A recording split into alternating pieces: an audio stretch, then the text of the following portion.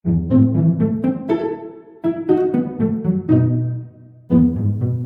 sebuah sudut kampung halaman jauh di masa lalu, saya pertama kali melihat masjid ini. Sebuah masjid yang saya pandangi dengan heran, bukan karena kemegahan atau arsitekturnya yang wah, melainkan karena sebuah detail kecil yang tidak lazim. Alih-alih menggunakan hiasan bulan dan bintang seperti masjid-masjid yang biasa saya lihat, masjid ini mempunyai hiasan berupa tulisan Allah yang berada di dalam bingkai berbentuk segi lima di puncaknya. Bertahun-tahun kemudian, saya baru menyadari bahwa masjid itu bukanlah satu-satunya. Di luar sana, masih ada 998 lagi masjid dengan bentuk yang serupa. Bentuk atapnya, bentuk pintu dan jendelanya, semuanya masjid-masjid yang sering orang sebut sebagai Masjid Pancasila.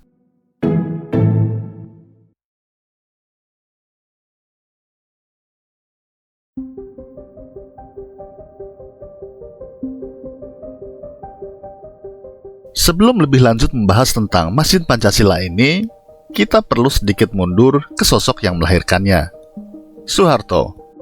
Presiden kedua Republik Indonesia ini dikenal sebagai sebuah sosok yang penuh kontroversi. Selama 32 tahun kepemimpinannya, ia banyak dicintai, tapi juga sekaligus dibenci. Di satu sisi, ia membangun fondasi ekonomi yang solid, swasembada pangan, modernisasi infrastruktur, dan stabilitas ekonomi yang sebelumnya tak terbayangkan pasca 1965. Di sisi yang lain, kepemimpinannya diwarnai represi, pelanggaran HAM, dan korupsi yang mengakar. Ia dijuluki The Smiling General, walaupun senyum yang selalu menghiasi wajahnya itu tak bisa dengan mudah ditebak maknanya. Salah satu dinamika yang menarik dalam kepemimpinan Soeharto adalah hubungannya dengan umat Islam. Di awal-awal kekuasaannya, Soeharto memandang Islam secara politik sebagai ancaman terhadap stabilitas negara dan ideologi Pancasila. Ia secara sistematis melakukan politik deislamisasi yang tercermin dalam pemaksaan Pancasila sebagai asas tunggal, marginalisasi tokoh-tokoh Islam, peleburan partai-partai Islam ke dalam satu partai, hingga peristiwa Tanjung Priok tahun 1984 yang berakhir dengan aksi militer berdarah yang memakan banyak korban jiwa. Namun memasuki dekade 90-an, Soeharto berbalik arah secara dramatis. Ia mulai melakukan pendekatan baru pada Islam. Ia berhaji pada tahun 1991, menempatkan perwira yang lebih ramah Islam di pucuk pimpinan militer, dan mendukung berdirinya Ikatan Cendekiawan Muslim Indonesia. Kebijakan-kebijakan yang dikeluarkannya pun berubah menjadi pro-Islam, seperti pembentukan peradilan agama, berdirinya bank muamalat, hingga keputusan yang mengizinkan pemakaian busana muslimah atau jilbab bagi siswi sekolah.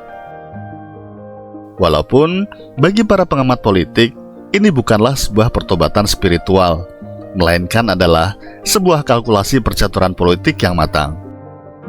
Saat itu, hubungannya dengan militer mulai renggang. Umat Islam pun dirangkul sebagai basis massa untuk menopang legitimasi baru.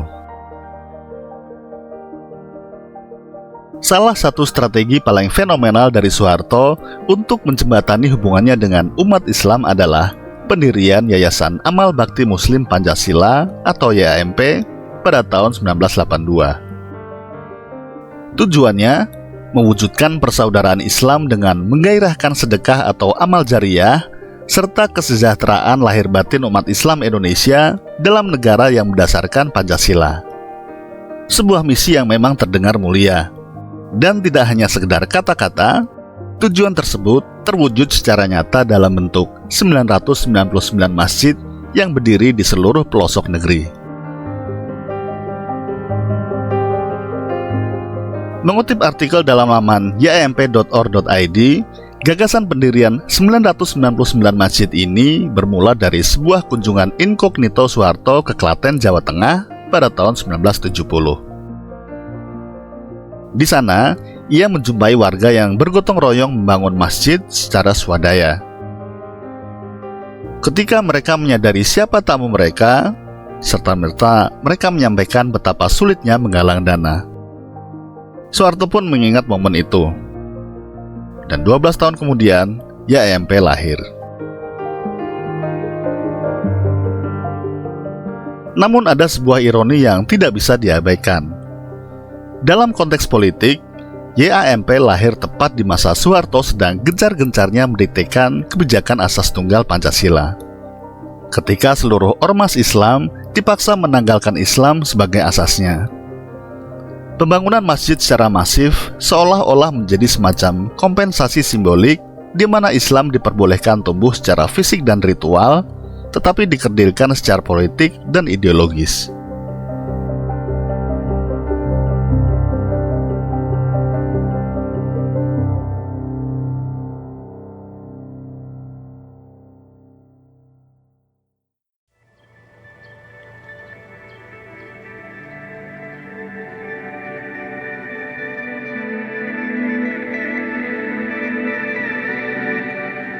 Untuk lebih memahami masjid-masjid Pancasila ini, di musim liburan kali ini saya sempat mengunjungi beberapa di antaranya.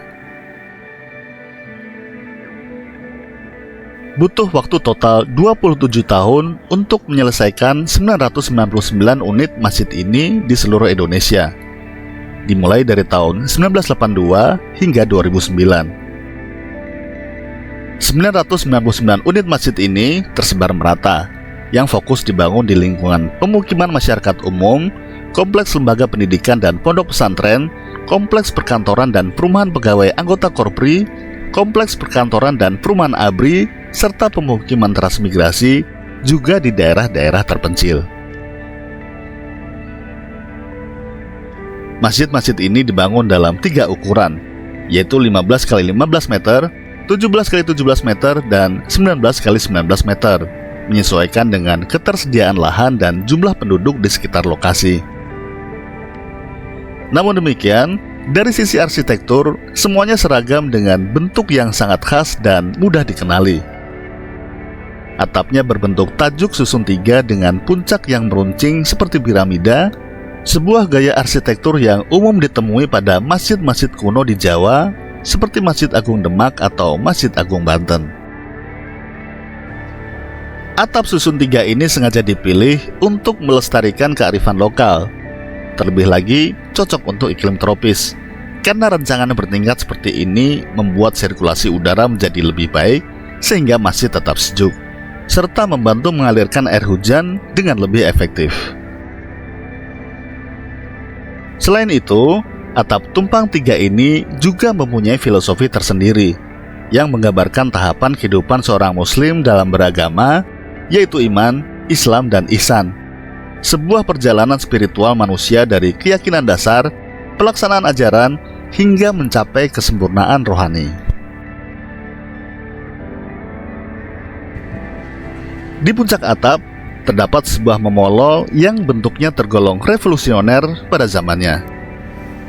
Alih-alih menggunakan memolo berupa simbol bulan dan bintang yang lazim dipergunakan pada waktu itu, di puncak atap Masjid Pancasila ini berdiri sebuah memolo berupa tulisan Allah yang dibingkai dengan frame berbentuk segi 5, sebagai transformasi dari 5 nilai Pancasila. Di bagian interior, masjid ini terlihat sangat simpel dan fungsional.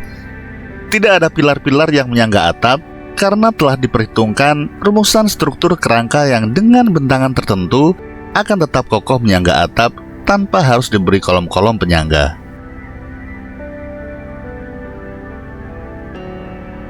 Akibatnya, ruangan di dalam masjid tampak lega. Terlebih lagi, langit-langitnya juga tinggi, terutama di bagian tengah. Di dinding juga tampak jendela-jendela serta pintu yang susunannya simetris dengan bentuk seragam yang mudah dibedakan dengan bentuk-bentuk pintu dan jendela di masjid lain.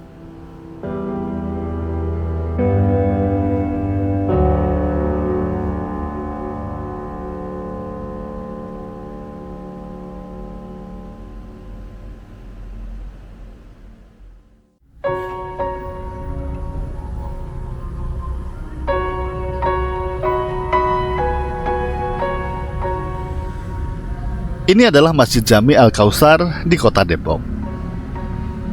Mengutip laman yamp.or.id, di lokasi inilah Presiden Soeharto untuk pertama kalinya meresmikan dimulainya program pembangunan masjid-masjid yang diprakarsai oleh Yayasan Amal Bakti Muslim Pancasila.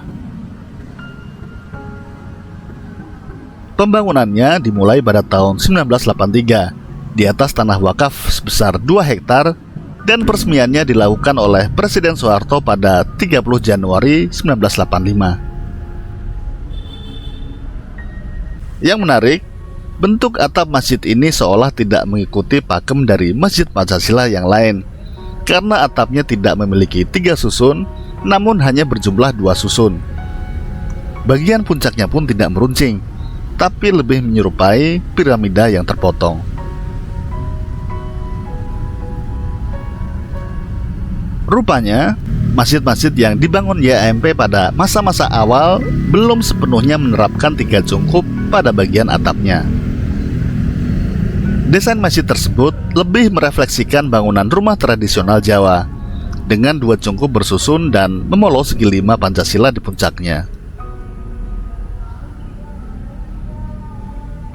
Bentuk yang sama juga terwujud pada Masjid Darul Ulum di Magelang, Jawa Tengah. Barulah pada gelombang pembangunan berikutnya, tajuk 3 susun yang kini menjadi ciri khas Masjid Pancasila diterapkan secara konsisten.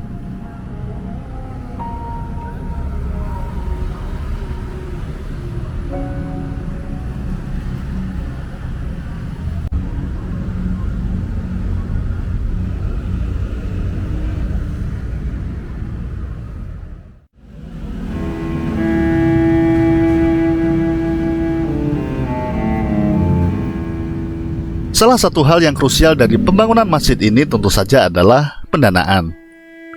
Dibutuhkan dana sejumlah total 207 miliar untuk membangun 999 masjid tersebut. Jumlah yang sama sekali tidak sedikit. Namun yang menarik, pembangunan masjid-masjid ini sama sekali tidak menggunakan dana APBN, melainkan sebagian besar berasal dari potongan sukarela gaji pegawai negeri sipil dan anggota ABRI maupun Polri yang beragama Islam, dengan potongan antara 50 hingga 2.000 rupiah setiap bulan. Terlihat kecil? Mari kita lihat lebih dekat. Sebagai gambaran, menurut perhitungan AI dilihat dari laju inflasi maupun perbandingan kurs dolar, nilai 1.000 rupiah di tahun 1982 setara dengan 25.000 hingga 26.000 rupiah di tahun 2026.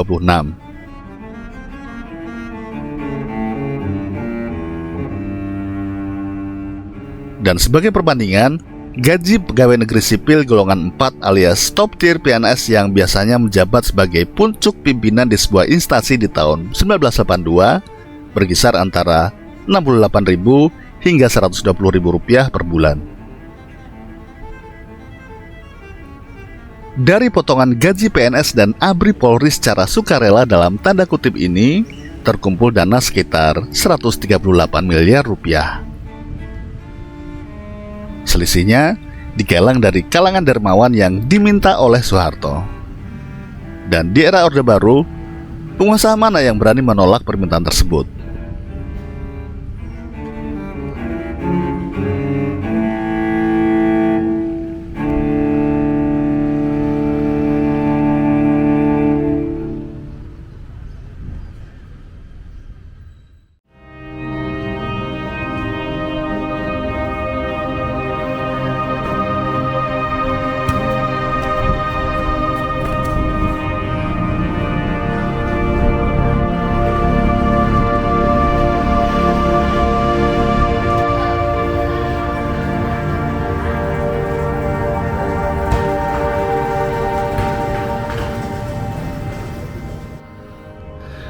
Dan inilah masjid dari Yayasan Amal Bakti Muslim Pancasila yang usianya paling muda.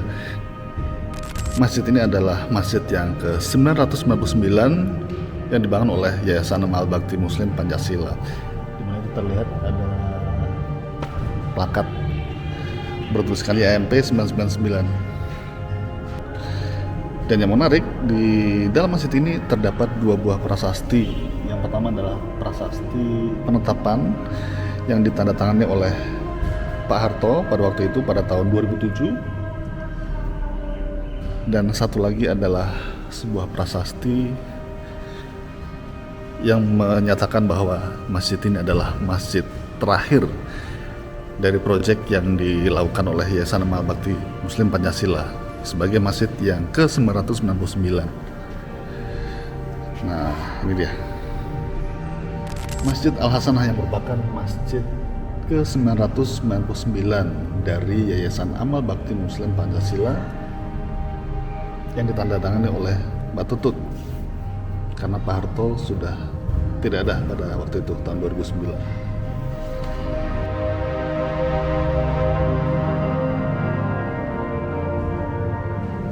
Nah, dibentuk jendela, kusen jendela maupun pintunya masih konsisten sama seperti yang lain. Demikian pula dengan interiornya, atapnya juga seperti ini, tinggi di bagian tengah.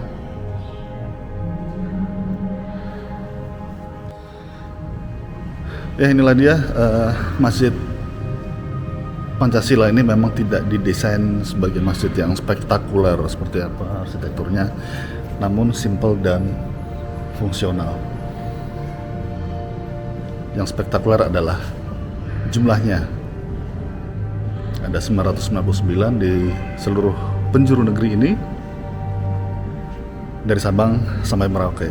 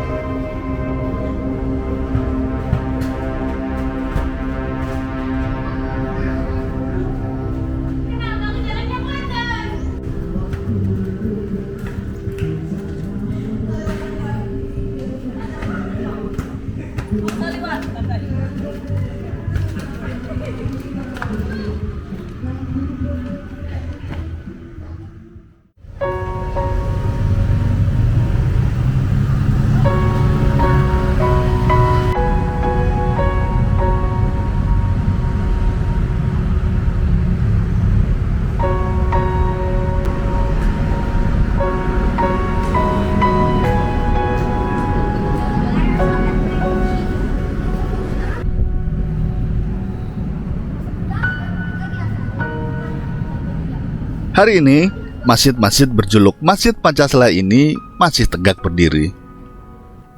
Sebagian masih mempertahankan tajuk 3 susunnya, meruncing ke langit, sama seperti saat pertama dibangun.